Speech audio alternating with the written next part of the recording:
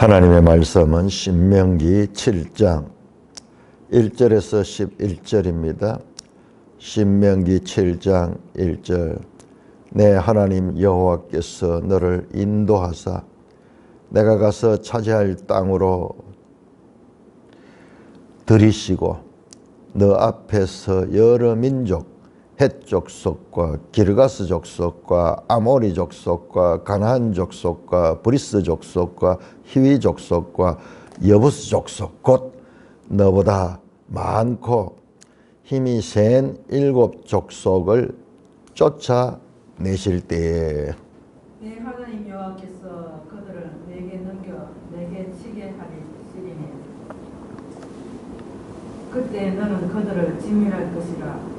그들과 어떤 언약도 하지 말 것이요 그들을 불쌍히 여기지도 말 것이며 또 그들과 혼인하지도 말지니 내 딸을 그들의 아들에게 주지 말 것이요 그들의 딸도 내 며느리로 삼지 말 것은 그가 내 아들을 유혹하여 그가 여호와를 떠나고 다른 신들을 섬기게 하므로 여호와께서 너에게 진노하사 갑자기 너희를 멸하실 것이니라. 오직 너희가 그들에게 행할 것은 이러하니 그들의 제단을 헐며 주상을 깨뜨리며 아세라 목상을 찍으며 조각한 우상들을 불살을 것이니라. 너는 여호와 내 하나님의 성민이라. 내 하나님 여호와께서 지상 만민 중에서 너를 자기 기업의 백성으로 택하셨나니 여호와께서 너희를 기뻐하시고 너희를 택하심은 너희가 다른 민족보다 수효가 많기 때문이 아니니라. 너희는 오히려 모든 민족 중에 가장 적으니라. 여호와께서 다만 너희를 사랑하심으로 말미암아 또는 너희의 조상들에게 하신 맹세를 지키려 하심으로 말미암아 자기의 권능의 손으로 너희를 인도하여 내시되 너희를 그 종되었던 집에서 애굽 왕 바로의 손에서 속량하셨나니 그런즉 너는 알라. 오직 내 하나님 여호와는 하나님이시여 신실하신 하나님이시라. 그를 사랑하고 그의 계명을 지키는 자에게는 천대까지 그의 언약을 이행하시며 인애를 베푸시되 그를 미워하는 자에게는 당장에 보호하여 멸하시나니 여호와는 자기를 미워하는 자에게 지체하지 아니하시고 당장에 그에게 보호하시느니라. 그런즉 너는 오늘 내가 너에게 명하는 명령과 규례와 법도를 지켜 행할지니라.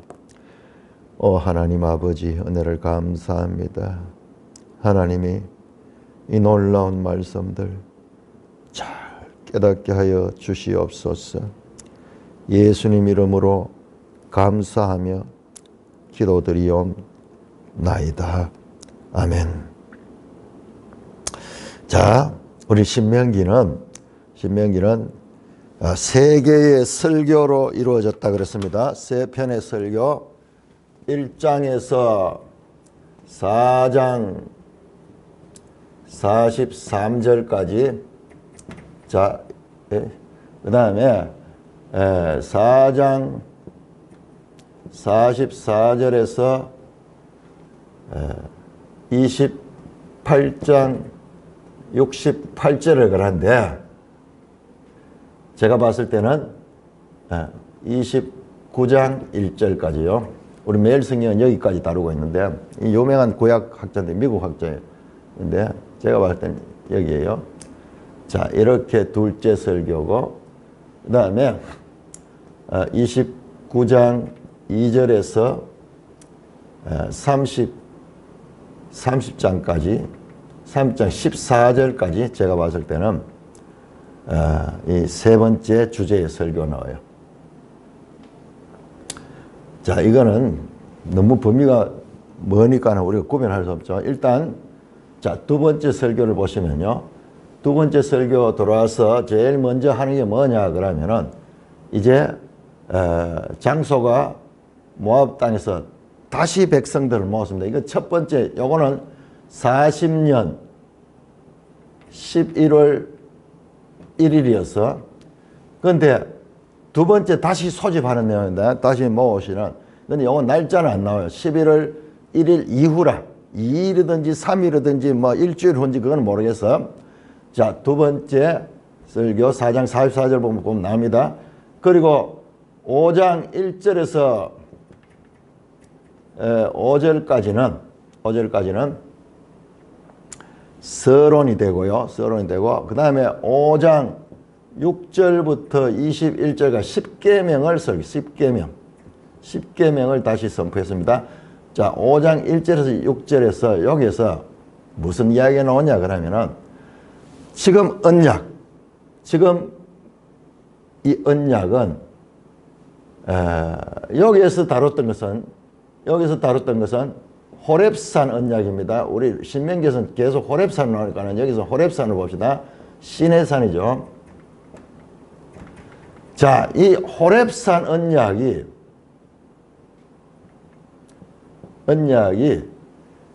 너희 조상들과 맺었지만은 이제 그 언약은 너희와 맺는 거다. 너희와 맺는 거다.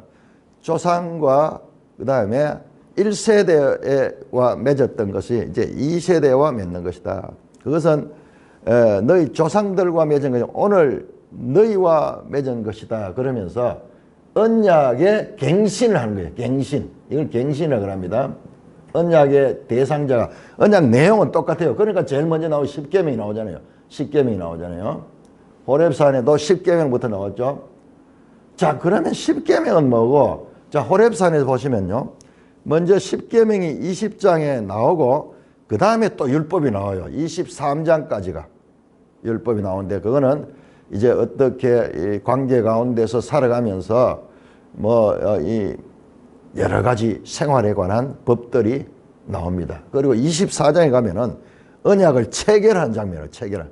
너희가 그걸 기록을 해가지고 이 언약서의 말대로 지키게 언약한 백성들이 예하니까는 그래서 피를 뿌려가지고 그렇게 언약을 체결하고 그 다음에 언약을 체결한 후에 대표들이 나아가서 언약 체결 식사를 하는 장면이에요. 식사. 이게 고대 과거에는 이걸 그냥 봤는데 지금 계속 고대 근동의 그런 자료들을 발굴하고 그것들을 이제 해석을 해내면서 야, 성경에 나오는 이 말씀들이 고대 근동의 일반 사람들의 또는 국가와 국가 간의 조약을 맺는 그거하고 똑같은 형식을 가졌다는 걸 알게 됐어요. 그러니까는 지금까지 칼빈이라든지 이런 사람들이 알던 거하고는 훨씬 더 이 10계명을 제대로 이해할 수 있는 그런 배경을 가지게 되네요. 그런 그 틀을 가지고 보니까는 딱 맞아 들어가는 거예요. 그래서 우리 지도에도 나오죠. 지도에도 다시 한번 지도 한번 볼까요? 이거를 이해하는 것이 너무 중요한 137쪽인가? 137쪽이 아니고 131쪽 언약과 법 나오죠. 언약과 법 하는데 이 언약과 법이 우리 성경에서 가장 중요한 것이며 바울 서신을 자세히 보면 전부 이 언약과 법에 관한 가르치며 지금 구약에는 그냥 나열되어 있지만 이것이 가지는 핵심적인 사상이 뭔가 그러니까 지금 이 성경에 나오는 그 형식을 보니까는 이와 같은 구조를 갖는 거예요. 구조를 갖는 게 전문이 있고 갑과 을 우월한 체결 당사자 우리말로 하면 지금 현재 쉽게 하면 갑이고 그 다음에 종속적 체결 당사자 누구냐? 을이에요. 을. 계약은 상반간에 하는 거잖아요. 그 가운데 법률 조항이 있고 그 다음에 지키면은 복을 받고 지키지 않으면은 벌이 있는 거예요. 벌. 그래야지 계약이 성립이 되지. 실컷 계약해놓고 법률을 줬는데 안 지켜버리면은 그럼 법이 무효화되잖아요. 그래서 반드시 축복과 저주, 상벌 조항이 있는 거예요. 잘 지켰을 때는 우쭈쭈 그러면서 복을 주고 잘 지키지 않으면 매를 대가지고 벌을 주는 거예요. 그래서 그 계약이 지속되는 거예요. 지속되는 거예요. 자, 이거를 발견했는 거예요. 야, 그렇게 보니까는 이제 이 구약의 이 모세의 법과 이 언약 관계에 대해서 이해하는데 새로운 시각을 가지게 되는 거예요. 그냥 부분적으로 보다가 그런 틀을 발견하고 나니까는 그런 거예요. 자, 그래서 여기도 마찬가지요. 자, 새로운 세대에게 지금 언약을 맺는 거예요. 그래서 그 언약의 내용은 10계명부터 나오는 거예요. 자, 그러면은 5장 22절에서 이게 어떻게 거냐. 28장 60, 이렇게 긴 내용이 나오는데, 근데 한 가지 알 수 있는 건요. 27장부터 28장 6장, 이게 상벌조항이라요. 지키면은 복을 받고, 지키지 않으면 저주를 받는 내용이 나와요. 그러니까 그게 이해가 되는 거예요. 저런 틀을 가지고 보니까는, 이야, 이 긴 내용도 알고 보니까는 그 틀을 가지고, 그러면은 10계명 이후에 나오는 이건 뭐냐? 보니까요, 전부 이 10계명을 이 법률 조항의 기본으로 되어 있고, 이것을 풀어서 해석하는 내용이에요. 그리고 모세가 받은 게 있잖아요. 5장 31절에 모세는 하나님께로부터 어떤 역할을 하냐? 가르치는 교사가 된 교사. 전달자와 중보자와 모세는 두 가지 임무입니다. 중보자로서의 임무를 받고, 중보자는 하나님의 말씀을 그대로 받아서 전해주는 게 중개하는 거예요. 중개하는 거. 여기에 가감하지 않아요. 그러나 교사는 그 말씀을 해석하고 설명하고 풀어주는 그런 역할을 하는 거예요. 여러분, 예수님도 이 두 가지 다 있잖아요. 예수님이 누군지 아세요? 예수님이 의의 교사예요. 의의 교사.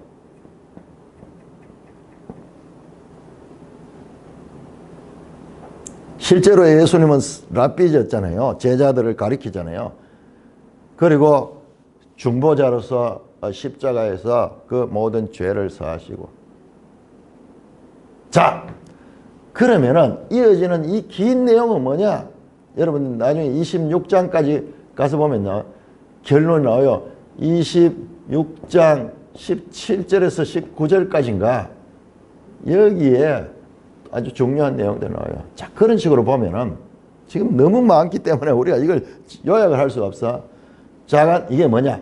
이 10계명을 갖다가 이 해석하는 거예요. 해석하고 풀어서 설명하는 내용이에요. 그런 구조로 보니까는 딱 맞았대요.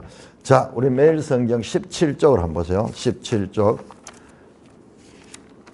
이번에는 우리나라 사람이 아니고 크리스토퍼 라이프트라는 이 분의 신명기 가운데서 뽑았는 건데요.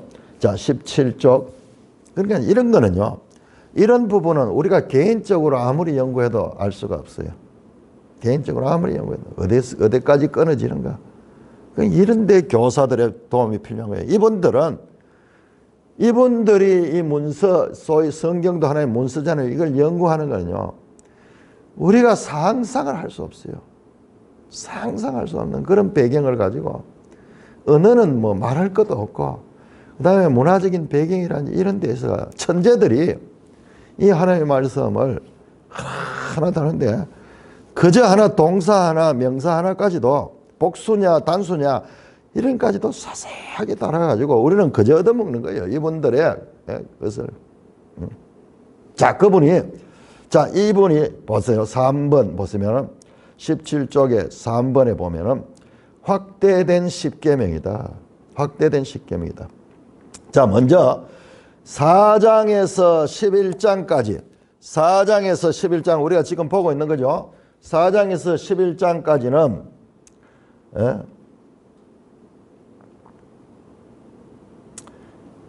1계명, 2계명 나 외에 다른 신을 두지 말라.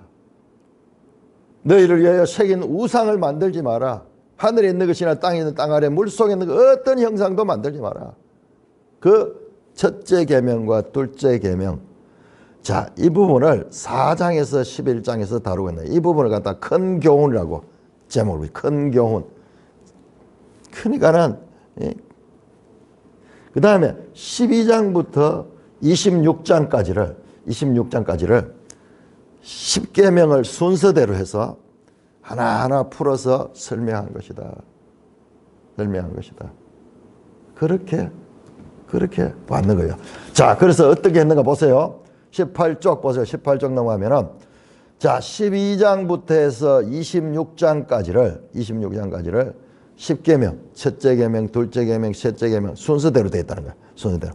그렇게 되어서 26장까지가 바로 10계명을 확대해서 설명하는 교사로서의 모세가 하는 역할인 거야. 그러니까 이게 이러면 안 되죠. 모세가 이런 자격이 없으면은 하나님의 말씀을 전하기만 해야 돼. 중보자로서 전하기만 해야 되는데 아니잖아요. 풀어서 가르치고 그리고 이스라엘 백성들이 너희도 너희 자손들에게 가르치라 하는 거라. 의의 교사로서의 역할을 하고 있는 것입니다. 자, 두 번째 설교가 이런 큰 구조 속에 있다는 것을 알면서 보면은 이 본문이 보입니다. 다시 본문으로 돌아갑니다. 7장 1절부터 자, 이런 큰 틀을 가지고 일단 11장까지는 1계명, 2계명 소위 큰 교훈을 다루는 부분이다. 큰 교훈을 다루는 부분. 이런 걸 하나를 탁 가지고 보면은 이게 우리가 알 수 없는 거예요. 이건 정말 이 성경 신학자들이 깊이 보고 여러분 이 조직 신학자들하고 다릅니다. 이분들은요 성경 본문을 깊이 연구해서 그 모든 것을 해서 이런 것을 정리를 해내는 거예요. 저는 이런 분들의 연구된 책을 읽어보면요 정말 너무너무 감사한 거예요. 그런데 그걸 누가 알아주느냐? 아무도 몰라요. 교인들은 아무도 몰라요. 목사들도 몰라요. 목사들 가운데서 또는 신학자들 가운데서 여기에 관심 있는 소수, 예를 들어가지고 이런 것을 책으로 내잖아요. 책으로 내면 안 팔려요. 500권도 안 팔려요. 그런데 무슨 기도 간증이라든지 뭐 이런 거 좀 해놓으면 뭐 몇만 부, 몇십만 부도 팔려요. 그게 우리 현실이에요.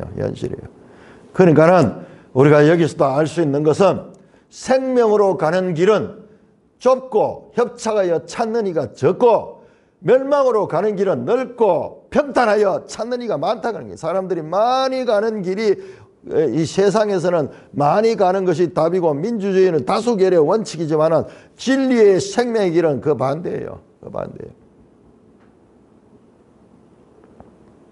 자, 다시 본문으로 갑니다. 7장 1절. 네 하나님 여호와께서 너를 인도하사 네가 가서 차지할 땅으로 들으시고. 자, 앞에서 봤던 크리스토프 라이트의 말대로 한번 그런 관점을 가지고 한번 보자고요. 자, 교사로서 설명하잖아요. 지금 이 법을 가지고 네가 그 땅에 들어가서 이제 곧 들어가겠죠. 그 땅으로 들이시고 네 앞에서 여러 민족, 헷 족속, 기르가스 족속, 아말렉 족속, 가나안 족속, 브리스 족속, 히위 족속, 여부스 족속, 7족속, 가나안 7족속. 때로는 6족속으로 나오긴 하는데 가나안 7족속. 이들은 누구냐? 곧 너보다 많고 힘이 센 7족속. 아니 수적으로도 많고 힘이 센데 어떻게 그들을 이길 수 있어요? 불가능하잖아요. 할 수 없잖아요. 힘이 약하고 그리고 수가 적으면은 힘이 세고 수가 많은 사람들을 정복할 수가 없잖아요. 쫓아낼 수가 없잖아요. 오히려 쫓겨나야죠. 이게 보응의 원리예요. 세상의 물리적인 위치에서 보면 힘 센 게 이기고 힘 약한 거는 지고요. 수가 많으면 이기고 수가 적으면. 그런데 그와 같은 세상의 소위 물리적 법칙이 깨지는 것은 무엇 때문이냐? 네 하나님 여호와께서 너희와 함께 하시고 너희를 인도할 때, 하나님이 주권적으로 인도할 때 가능한 거예요. 사람으로는 할 수 없지만은 하나님으로는 많고 힘이 센 일곱 족속, 7이라는 숫자는 완전수거든요. 세상적으로 그야말로 도저히 사람이 이길 수 없는 그런 그 족속. 그걸 네 하나님 여호와께서 너를 인도하사 너를 그 안에 들이신다. 하나님이 넣어준다는 거예요. 넣어준다는 거예요.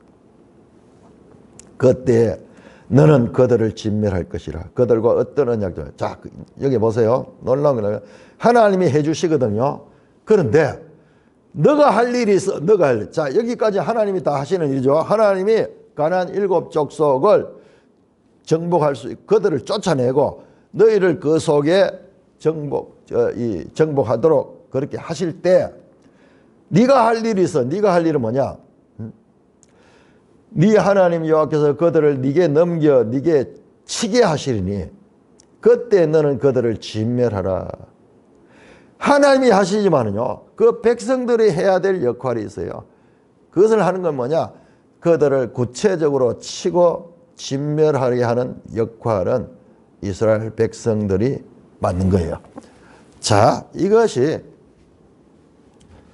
우리 성경의 가장 어려운 주제 가운데 하나가 제가 늘 이야기를 하죠. 3가지 성경을 해석하는 데 있어서 3가지 원리가 있는데 그 원리 가운데 하나가 이 부분이에요.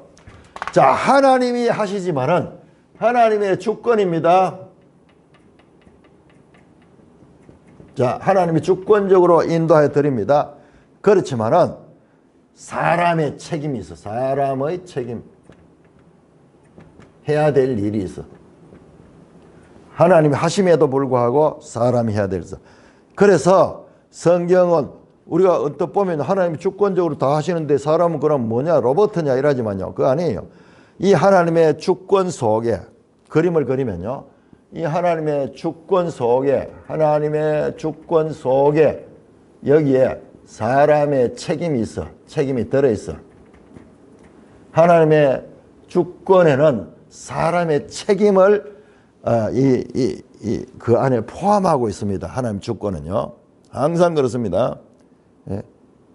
그래서 하나님과 사람과의 관계가 되고 역할이 있는 거예요. 역할이. 이거를 이해를 못하면 성경이 도저히 이해가 돼요. 모든 거 하나님이 다 하시거든요. 그런데도 불구하고 그러면 사람은 뭐냐? 가만히 있느냐? 아니에요. 일부 영성주의자들은 하나님 주권을 강조하면요. 그 사람은 할 게 아무것도 없는 거예요. 그래서 늘 기도하고 이러면 그런 식의 아니에요. 싸워서 정복해서 차지해야 되는 건 사람의 역할이 있는 거예요. 너는 그를 진멸할 것이다. 진멸, 헤렘이라는 단어를 씁니다. 헤렘. 자, 이거 나왔는 김에 3가지 성경 해석의 원리에 첫째, 하나님의 주권과 사람의 책임입니다. 사람의 책임. 그 다음에 구원, 계시의 발전성. 자, 구원 계시는 뭐냐? 성경이에요. 성경에 하나님이 구체적으로 계시하신 구원에 관한 이 계시가 계속 창세기부터 시작해서 모세 오경을 거쳐서 역사서를 거쳐서 그리고 시가서를 포함해서 그다음에 선지자들의 말을 통하여서 그다음에 신약에 와서 이 복음서 예수 그리스도 안에서 나타나면서 그것을 다시 교회 시대로 연결되고 이 모든 것들을 사도 바울이 해석해주고 사도 요한이 해석해주는 내용이 바로 이거예요. 그래서 성경은 창세기부터 계시록까지 살아서 성장하는 거예요. 살아서 성장하고 움직이고 있다. 이거를 놓치면은 안 돼요. 그래서 부분만 잘라가지고 이렇게만 보면은 그것은 아무리 봐도 이걸 못 가게 하는 거야. 이 쪼갈쪼갈들이 이와 같은 창세기부터 여자의 후손부터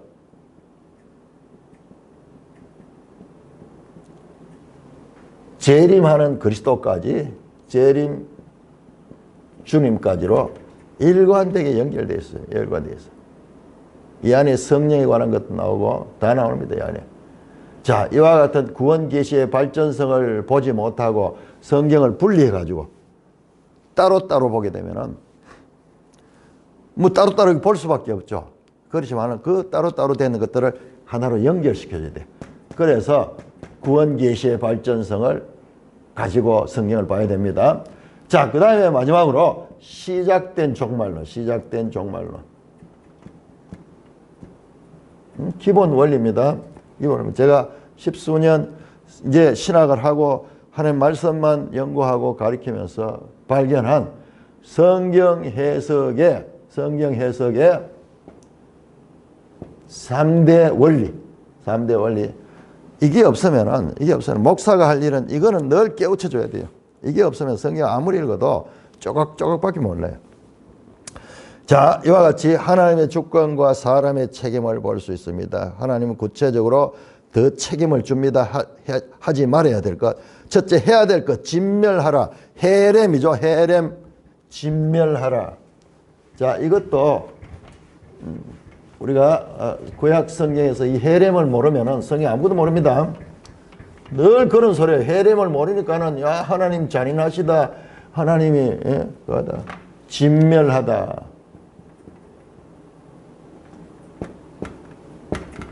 헤렘. 반드시 이 단어를 씁니다. 우리 번역이 주로 진멸로 되어 있어요. 진멸. 그래서 보면 이거는 인정사정을 둬서 되는 것이 아니고 이건 하나님께 온전히 바치는 거예요. 온전히 바치는 거예요. 여기에 내 판단이 들어가면 안 돼. 내 판단이 들어가요. 내가 보고 좀 아깝다거나 그 이야기가 그 이야기잖아요. 여호수아서의 아간 이야기도 진멸해야 되는데 아까우니까 따로 빼놨잖아요. 그러니까는 정말 자기가 진멸되잖아요. 그것을 하나님이 진멸한 것을 진멸하지만 자기가 그 이치로 바뀌게 진멸당하게 됩니다. 아간과 그 가족들이 다 죽임을 당하잖아요. 비참하게 죽어요. 성경에 아주 나와요. 진멸한데 왜 진멸해야 될 걸 더 구체적으로 설명, 그들과 어떤 언약도 하지 말고 불쌍히 여기지 말고 혼인하지도 말고 아들딸이에요. 여러분 막 살려달라 그러면서 애원하면서 내 이 모든 걸 다 줄 테니까 목숨만 살려주세요. 위기에 놓이면 다급합니다. 근데 어떻게 보면 잔인하잖아요. 그거를 인정사정 보지 말고 죽이라는 거예요. 우리 입장에서 보면 하나님이 잔인하신 하나님이다. 많은 사람들이 구약 성경의 하나님을 그런 식으로 이해를 해가지고 구약의 하나님은 무서운 하나님, 신약의 하나님은 사랑의 하나님. 아닙니다. 이게 진짜 사랑이에요. 이거를 하지 아니하면은 다 죽습니다. 마치 뭐냐, 이 코로나 이 세균과 같아요. 이 코로나 이 세균이 조금 할 때 이걸 잡지 못하면 온 세상에 다 퍼져나가잖아요. 우리가 경험했잖아요. 이 소들이 또는 닭들이 무슨 전염병, 강력한 전염병인데 어떻게 합니까? 그 주변에 있는 거 다 도려내잖아요. 다 암세포를 수술할 때 어떻게 합니까? 이 면적을 좁게 해가지고 이렇게 하면은 나중에 다시 재발되잖아요. 완전히 주변에 번진 데 없는 데까지 다 도려내야 돼요. 이거는 사랑이지 그것이 잔인한 게 아니에요. 그걸 모르니까는 지금 그런 이야기 하는 거예요. 진멸해야 된다. 불쌍히 여기지 마라. 혼인하지 말고. 여자들, 이쁜 여자들을 보면은 저거 좀 예수 믿게 해가지고 그렇게 하면 안 되느냐, 뭐 그렇게 할 수도 있습니다. 뒤에 가면요 그런 부분도 나오는데 일단은 금지. 네 딸을 그들의 아들에게 주지 말 것이요 네 딸도 그들의 딸도 네 며느리를 삼지 말 것은. 이유가 나옵니다. 이유. 그가 네 아들을 유혹하여 그가 여호와를 떠나고 다른 신을 섬기게 함으로 여호와께서 너에게 진노하사 갑자기 너희를 멸하게 하리라. 자, 그들을 불쌍하다고 또 아깝다고 이쁘다고 이렇게 남겨두면은 나중에 그들이 네 아들들을 유혹하는 유혹. 이 유혹이라는 단어가 누구한테 써요? 사탄한테 쓰잖아요. 이 사탄이 역사하는 거예요. 사탄이. 그래서 아들들이 여호와를 떠나게 되고 이 이방 부인의 신을 섬기게 되고 그러면은 여호와께서 진노해서 너희를 멸한다. 오직 너희가 그들에게 행할 것은 이라니 그들의 제단을 헐며 주상을 깨뜨리며 아세라 목상을 찢으며 조각한 우상을 불사하라. 이계명이죠. 이계명. 제2계명. 우상을 절대 숭배하지 말라. 그렇게 말씀하고 있습니다. 자, 그 다음에 6절입니다. 중요한 내용이 나옵니다. 자, 너는 내 하나님 여호와의 성민이라. 네 하나님 여호와께서 지상 만민 중에서 너를 자기의 기업의 백성으로 택했다. 여러분,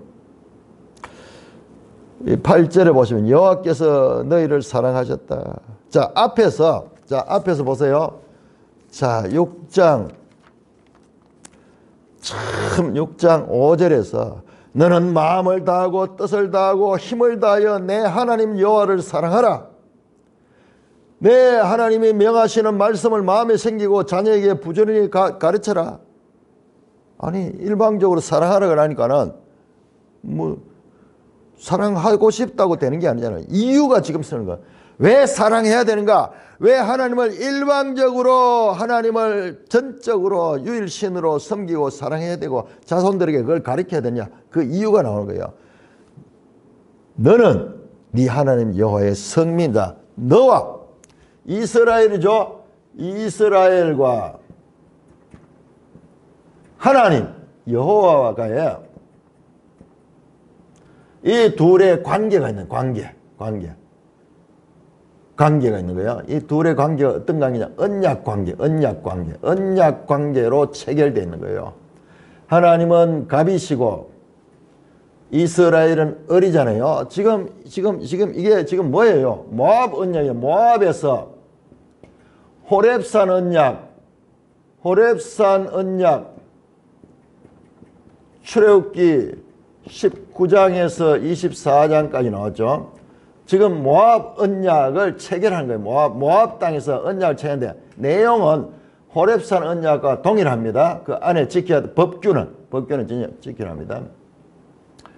자, 그래서 이 언약 관계가 되면은 어떻게 되느냐? 언약 관계는 하나님과 이스라엘의 언약 관계가 되면은 여호와와 이스라엘 간의 관계가 하나님은 나의 하나님, 이스라엘로 보면은 나의 하나님이고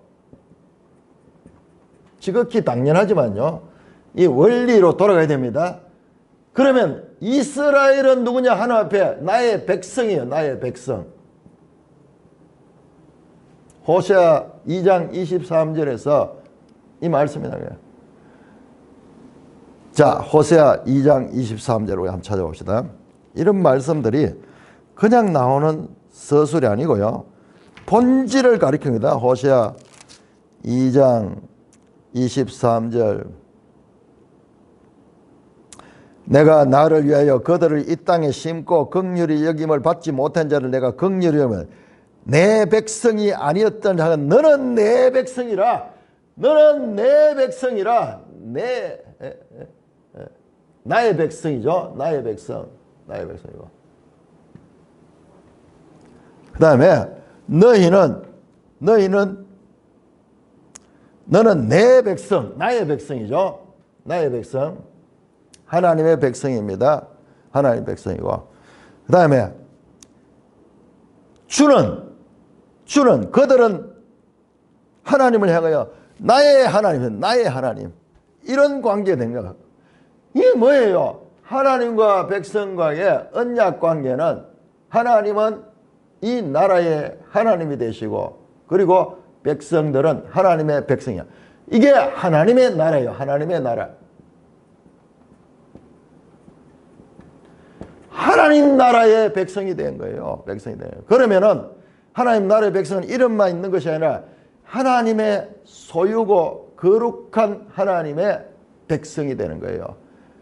그 백성의 특징이 뭐냐? 거룩한 백성. 지금 거룩한 백성은 나옵니까? 성민이라고. 성민이죠. 성민 하는 게 뭐예요? 한자어로 성민. 이게 뭐예요? 거룩할 성. 거룩한 백성. 히브리어로 카도시. 카도시 암 가는 게 이게 백성이 나와요. 카도시 암, 거룩한 백성, 성민이 되는 거예요.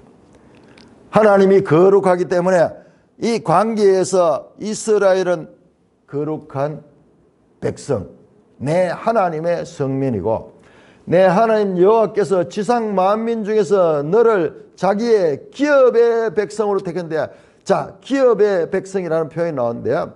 여기도 기업의 매일 성경 주석을 보세요. 여기에 사용되는 단어가 기업의 백성, 기업의 백성.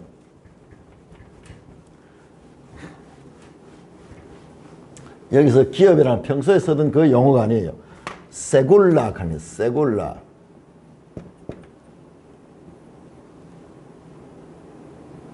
세굴라.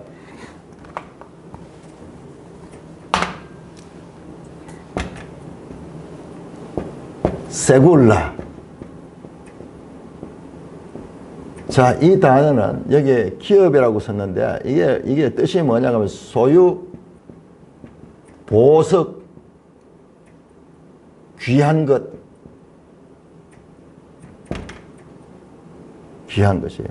그러니까 기업의 백성이니까는 하나님의 소유권을, 하나님의 기업을 받은 백성이고, 반대로 이야기하면 하나님의 기업이 되는 거야. 하나님의 기업. 그럼 백성의 입장은 그 기업을 받은 자가 되겠죠. 자, 이 단어는 평소에 쓰던 기업이라는 단어하고 달리, 자, 이거 보세요. 카도시 암, 카도시 암,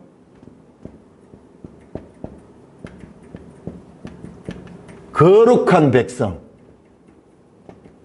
우리 성경에 딴 데는 거룩한 백성을 썼다, 여기서는 또 성민이라고 써버려서 한자로 그렇게 했는데 같은 의미입니다. 원어도 똑같습니다. 거룩한 백성, 성민이고, 이스라엘은 하나님의 언약 관계에서 하나님 나라의 백성이니까는 이 땅의 세상 나라의 백성과 달리 거룩한 백성이고, 그리고 그는 하나님의 기업의 백성이에요. 세굴라예요. 세굴라.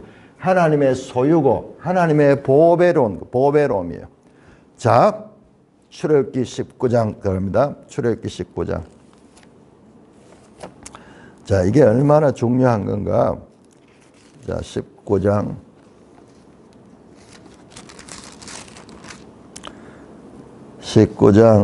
5절 6절입니다. 5절 6절.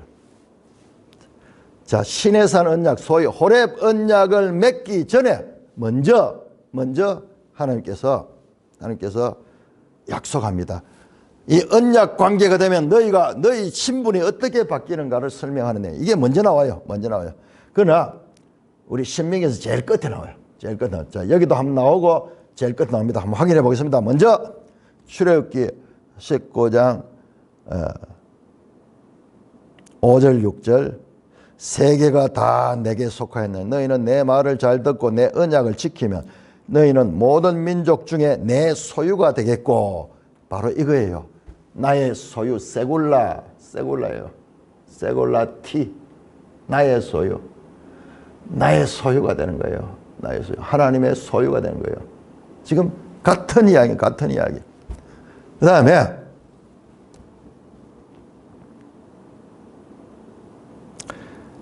너희가 내게 대하여 제사장 나라가 되며 거룩한 백성이 되리라.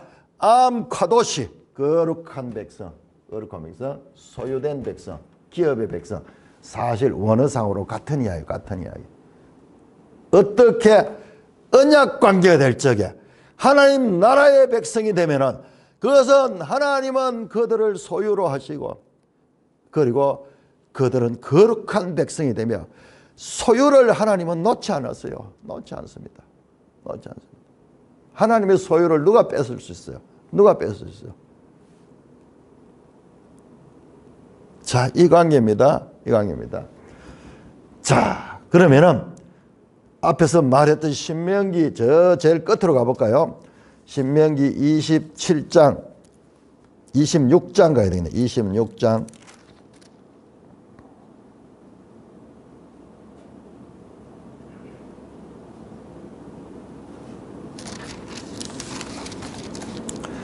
자, 신명기 26장 아까 봤죠? 신명기 27장, 28장은 상벌 조항이고 신명기 26장은 법률의 마지막 부분입니다. 마지막 부분 16절부터 자 15절까지가 26장 정확하게 이야기하면 앞에서 분리할 때 2장 두 번째 설교의 핵심 부분이 여기까지예요. 2장 15절, 26장 15절까지고 그 다음에 16절에서 19절, 16절, 19절 여기에서 출애굽기에서는 언약을 맺기 전에 말씀했던 하나님과 이스라엘의 관계를 이야기했죠. 자, 여기는 끝에서 그 관계를 이야기합니다. 16절 보세요. 26절. 오늘 내 하나님 여호와께서 이 규례와 법도를 행하라고 내게 명령하시 그런즉 너는 마음을 다하고 뜻을 다하여 지켜 행하라.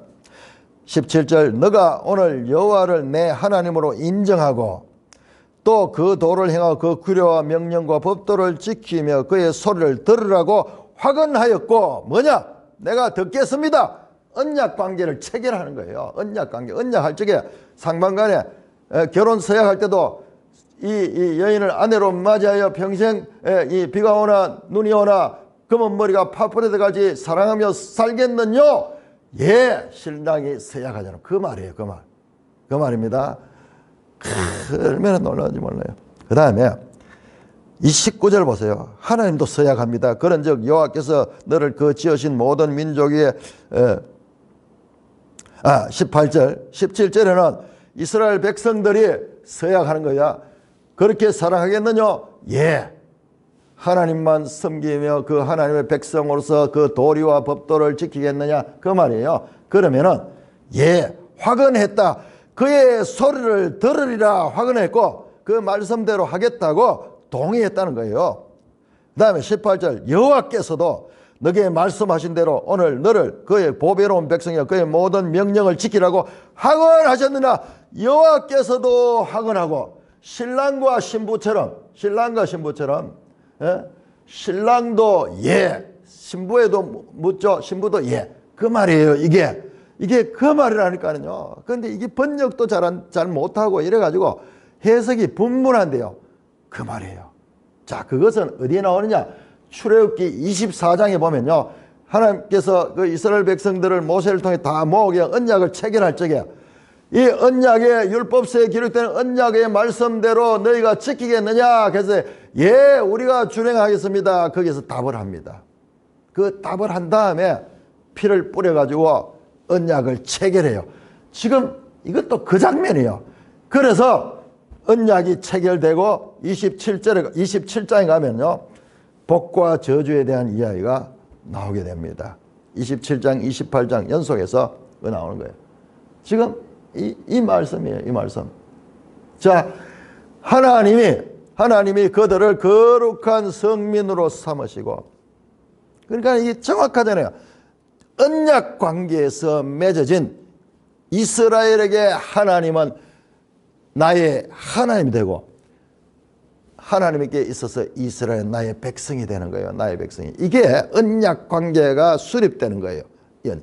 그러므로 이 언약 관계가 유지되려 그러면 그 하나님의 언약의 법들을 지킬 때 이게 유지되지만은 지키지 못하면 이 관계가 깨떨어지는 거예요. 그 관계가 깨떨어지는 거예요. 자, 그런데 보세요. 계시록 21장으로 넘어갑니다. 계시록 21장.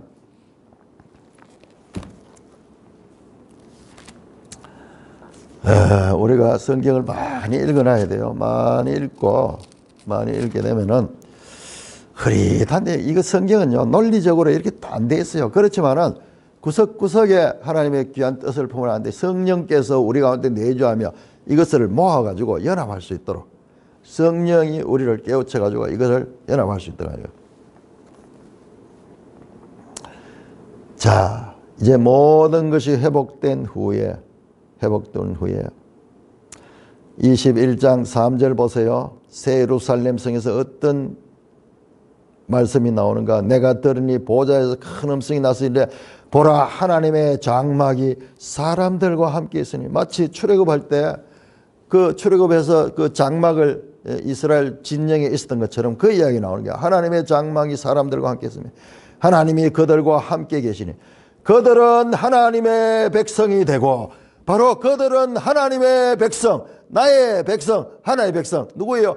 거룩한 백성, 세굴라 소유된 백성, 그의 기업된 백성, 보배로운 백성이에요. 보배로운 백성. 여러분, 제가 이 말씀을 하나 지나칠 건데 26장 17절 18절을 보시면요, 그의 보배로운 백성이 나와요. 한번 찾아봅시다. 자, 요거부터 확인하고, 자, 이와 같이 하나님과의 관계가 회복되는 거예요. 내 백성이었던 자가 내 백성이 아니게 된, 왜? 언약 관계가 깨뜨려요. 그렇지만은 하나님께서 다시 그 백성으로 맞아주는가? 내 백성이 되는 거예요. 그래서 하나님은 그들의 하나님이 되고 이 관계가 회복되는 것으로 나타나고 있는 것입니다. 있는 것입니다. 그래서 왜 여기서 이런 소리가 나오는가?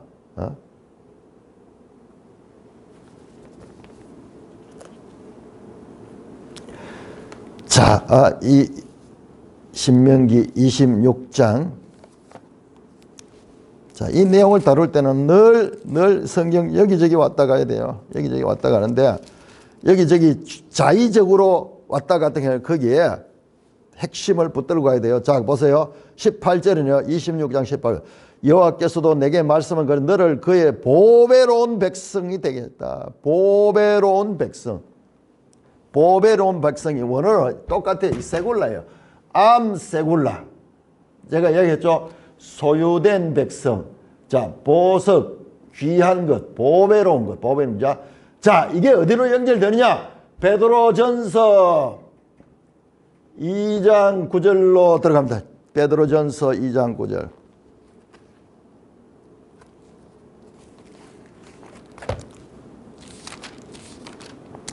베드로전서 2장 9절입니다. 자, 이 신약의 성도들을 향하여, 교회를 향하여 베드로가 이렇게 말합니다. 그러나 너희는 택하신 족속이요.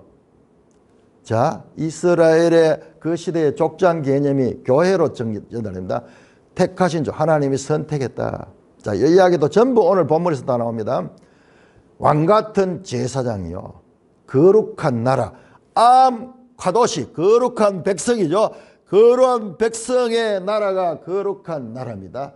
그의 소유가 된 백성, 바로 이거예요. 세굴라, 이거예요. 완전히 딴 말 같잖아요. 완전히 딴 말. 이 원어로 보면 이거예요.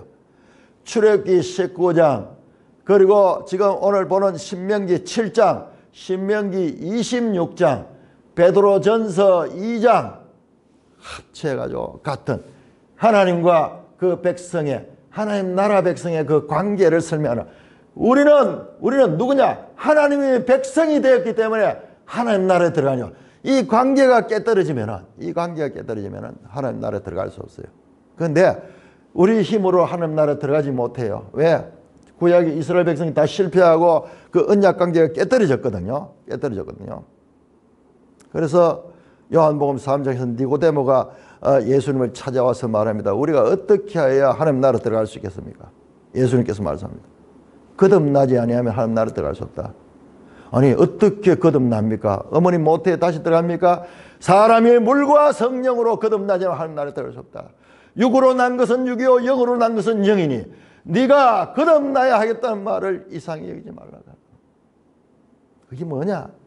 할 수 없었던 구약의 백성에게 물과 성령, 우리 가운데 성령을 보내주셔서 성령이 우리에게 예수를 믿게 하시고, 그리고 그 믿음을 유지할 수 있는, 그렇게 해주는 거예요. 그렇게 해주는. 그래서 예수님께서 떠나기 전에 요한복음 14장에서 16장까지 마지막 설교가 바로 성령에 관한 설교예요.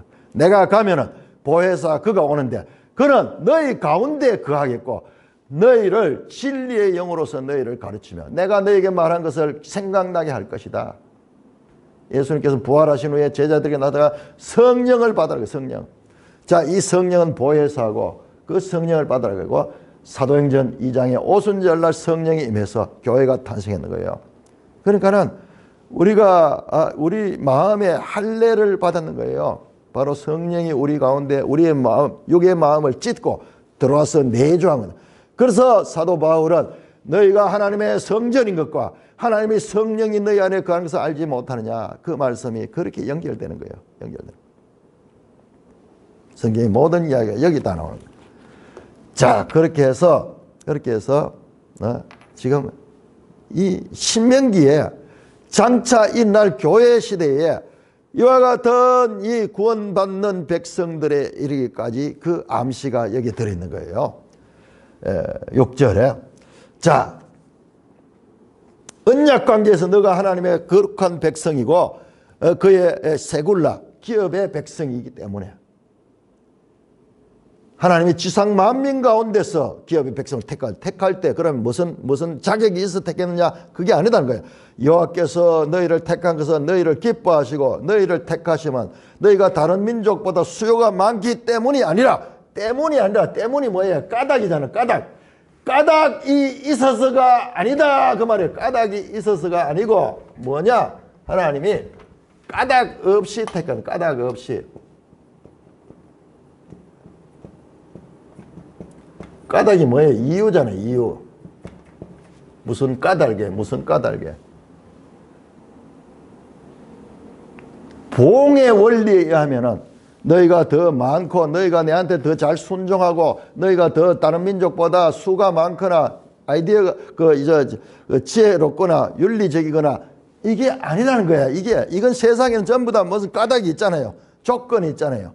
그런데 택할 적에 다른 민족 수요가 많거나 너희를 오히려 반대로 너희는 수요가 적다. 오히려 너희는 질이 멸렬한 백성이었다. 8절입니다. 여호와께서 다만 너희를 선택한 다만 너희를 사랑함으로 말미암아 또는 너희 조상들에게 하신 맹세, 두 가지입니다. 두 가지. 이게 두 가지가 아니고요. 사실은 다만이라는 단어가 나오죠. 다만은 이게 뭐를 강조합니까? 단수를 강조하잖아요. 다만. 복잡한 이유가 있는 것이 다만 갈 때는 한 가지 이유가 있다. 그 말입니다. 그런데 사랑하심으로 말미암아 또는 하면 두 가지 있는 것이 이야기인데 이것은 뭐냐? 너희 조상들에게 하신 맹서를 하나님이 먼저 사랑하시고 그 언약 때문에 이 맹서 이걸 언약으로 봐야 돼. 언약했다. 누구에게? 아브라함에게 하는 언약이잖아. 그 언약이 이삭에게 하고 언약 때문에 너희를 자기의 권능의 손으로 너희를 인도하여 내서 그 종되었던 애굽 땅에서 바로의 손에서 어떻게 속량했다, 파다했다, 속량했다. 영어로 랜섬, 몸값을 주고 그를 구했다. 리딤했다, 속량했다. 이게 신약의 핵심 단어들, 예수 그리스도로 말미암아 이루어지는 구원의 핵심 단어들이 여기 다 나와요. 속량했고. 자, 여기까지 뭡니까? 절대적 하나님의 주권이에요. 하나님이 까닭 없이. 이게 하나님의 은혜입니다. 까닭이 있으면 은혜가 아니죠. 그걸 계속 바울이 설명해요. 일한 자는 삭을 받는 것이 받는 건 당연한 거지만 일하지 않아도 받는 삭을 받는, 이게 은혜고 이게 선물이에요. 선물. 자, 이게 언약에 속한 언약. 조상들이 한 언약에 속한 이 같은 말들이에요. 같은 말들. 까닭 없이. 욥기의 핵심 주제가 이거였잖아요. 까닭 없이. 까닭 없는 하나님의 사랑이 있는가? 아니야. 사탄은 없다고 해. 사탄은 모든 것은 봉의 원리로 이루어져요. 여기는 봉의 원리가 없어. 조건 없어. 까닭 없어. 일방적으로 하나님의 사랑하신 거야. 뭐가 조건이 돼서 그런 게 아니야. 지금 그 이야기를 하고요. 자, 이어서 나온 내용 보세요. 이어서 나온 내용. 그런즉 너는 알라 오직 내 하나님 여호와는 하나님이시오 신실하신 하나님이다. 자, 우리 앞에서 이 크리스토프 라이트가 이야기했듯이 지금 이 1계명을 이야기하잖아요. 나 외에 다른 신을 섬기지 말라. 앞에서는 우상을 만들지 말라 2계명 했죠. 그러니 이분이 말이 맞잖아요. 지금 11장까지가 그 내용이 1, 2계명에 그것을 풀어서 설명하는 거다. 그렇게 이야기하는 거 맞잖아요. 보이잖아요. 그렇게 보니까 더 정확하게 보이잖아요. 오직 내 하나님 여호와는 하나님이시고 신실한 하나님, 그를 사랑하고 그의 계명을 지키는 천대까지 그의 언약을 이행하시며 인애를 베푸시되 그를 미워한 자에게 당장에 보응한다. 보응이란다. 보응의 원리가 여기 또 나타나는 거예요. 보응하는 거예요.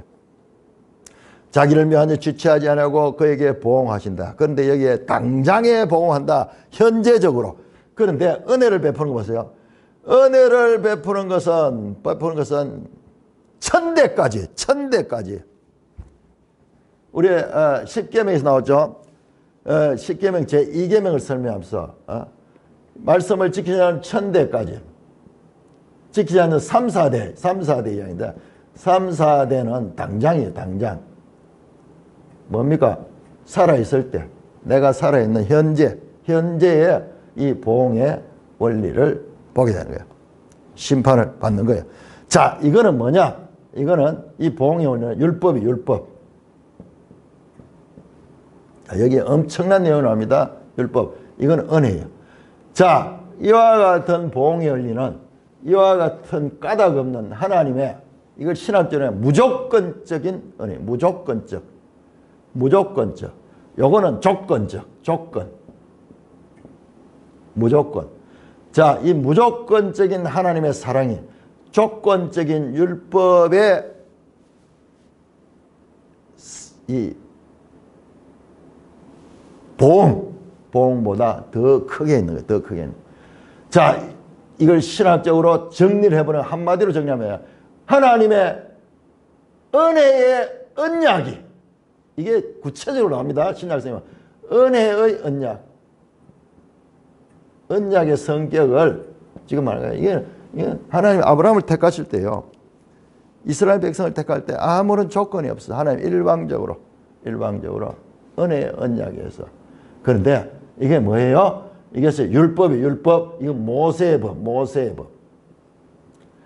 하나님의 은혜의 언약 속에 모세의 율법이 위치하고 있는데, 문제는 욥의 세 친구들은 이걸 하나님이 전체로 받고 욥은 이것까지 받는 거예요. 이것까지 받는가.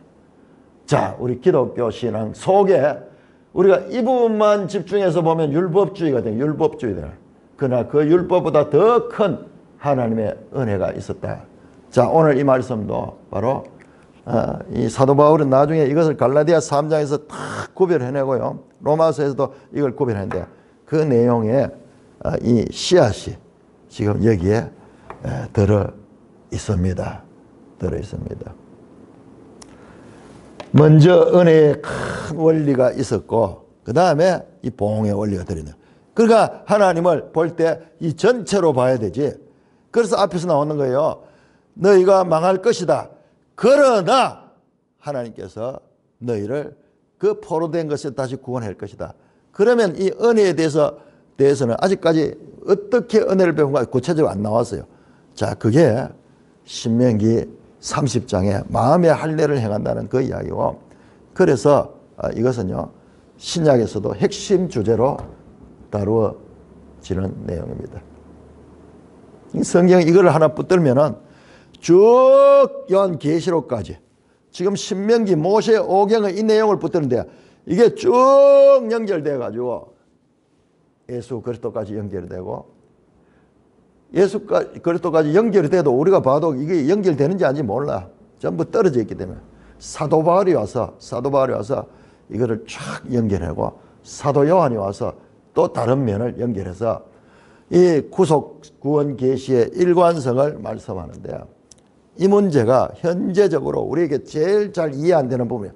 그래서 바울이 로마서와 갈라디아서 이를 통해서 이 부분을 집중적으로 가르치는데, 그래서 로마서 보시면요, 로마서 4장에 아브라함 이야기 나오는 거예요. 아브라함 이야기. 율법과 언약의 이야기를 그렇게 설명하는 거예요. 여러분, 우리는요 지금 성경의 가장 중요한 부분, 율법과 은혜와 율법의 관계, 서로 대립되는 것이 아니라 이 은혜 안에 율법이 들어있는 거예요. 그런데 많은 경우 율법이냐 은혜냐 이 대립 개념으로 보니까는 이게 답이 안 나오는 거예요. 답이 안 나오고. 아니에요. 하나님은 이 율법조차도 은혜 속에서 한시적으로, 그래서 율법은 한시적으로 하나님 특별한 목적이 있어.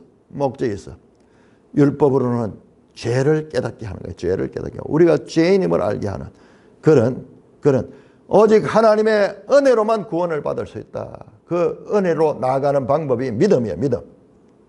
이미 아브라함은 그것을 우리에게 보여줬는 거예요. 아브라함이 하나님을 믿음에 그것을 그의 의로 여기셨다. 이게 복음이 이미 모세의 율법 있기 전에 줬는 그 원리가 예수 그리스도를 통하여서 우리에게 성취되는 것입니다. 찬송가 374장입니다.